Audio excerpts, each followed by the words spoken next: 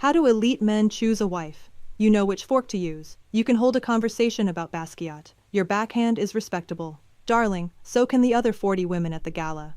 Today, how he actually chooses, and the cheat code that puts the choosing in your hands.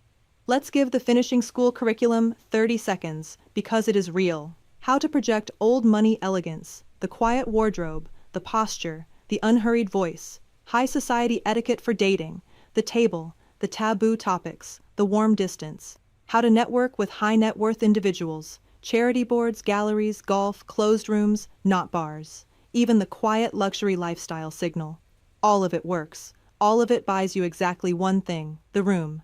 A seat at the dinner, a spot on the shortlist, and the shortlist is where the finishing school myth dies, because every woman on it took the same classes. He has seen 100 of you, polished, cultured, tennis-ready. If Polish decided anything, he'd marry the valedictorian of charm school. He doesn't. So what actually breaks the tie? Here's the mechanism, and it starts brutally simple. Before any of the refined stuff matters, 2 engines have to fire in your joint code, the specific combination of your chart and his.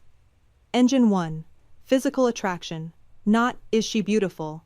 The room is full of beautiful. The question is whether the biological signal fires between you two specifically. If it doesn't, you can be objectively stunning and energetically furniture. He isn't seeing you, and no dress fixes that. Engine 2.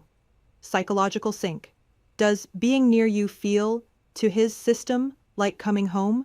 That soul-level channel that makes a man stop scanning the room? And here's the rule that no etiquette coach will say out loud. If both engines read 0, he will not choose you, ever. Not for all the elegance in Paris. A couple doesn't form on manners. Manners are just the packaging on a code that either fires or doesn't. Once an engine is running, the amplifiers decide how high you rank, the peace and provision index. Is your joint energy his sanctuary or his stress? Because a man builds empires next to calm. The fortune code, are you his lucky charm? The woman whose presence makes his deals close and his luck compound? The one thing men at this level are genuinely superstitious about. And the gender click. When you two enter a room, does society read one formation or 2 individuals standing near each other? At this altitude, the pair is the brand. Kate Middleton wasn't the most titled girl in William's orbit, but next to him, the polarity reads perfectly. Protector and queen, one crest. The world recognizes it on sight, and doors open for the couple that has it.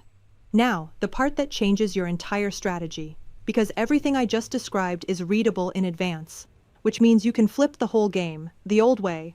Pick a promising man, invest a season of dinners and charm, and hope the engines fire. That's auditioning. Expensive, slow, and the failure rate is brutal. The new way. The cheat code. Reconnaissance first. You've been in the rooms. You've met the men.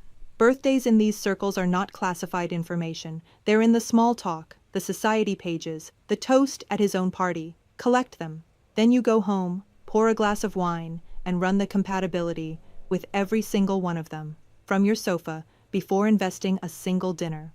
One man's report, engines cold, provider status locked, cross him off, no matter how good he looks on paper. Another, attraction firing, psychological sync open, and you read as his lucky charm, that's your man. And then the strategy becomes almost embarrassingly simple. You just need to be in his energy field, sit at his table, join his committee, let the code do what the code does. You're no longer one of 40 women auditioning for one man. You're the only woman in the room who already knows which man is hers. That's not manifesting, that's targeting. The math, as always. The auditioning route. Seasons of your time, wardrobe capital, gala tickets, emotional investment, spread across men whose engines may be stone cold toward you. The reconnaissance route. A handful of reports, one evening, and every dinner from now on is spent only on green-coated men. Each report costs less than a single blowout, and it saves you the most expensive thing in the room, your time. Etiquette gets you into the room. The code tells you which man in it is yours. If you could run the whole room from your sofa tonight, would you keep auditioning? Links in the description. And tell me in the comments, how many dinners have you invested in a man whose engines, let's be honest, were never going to fire? I read everything.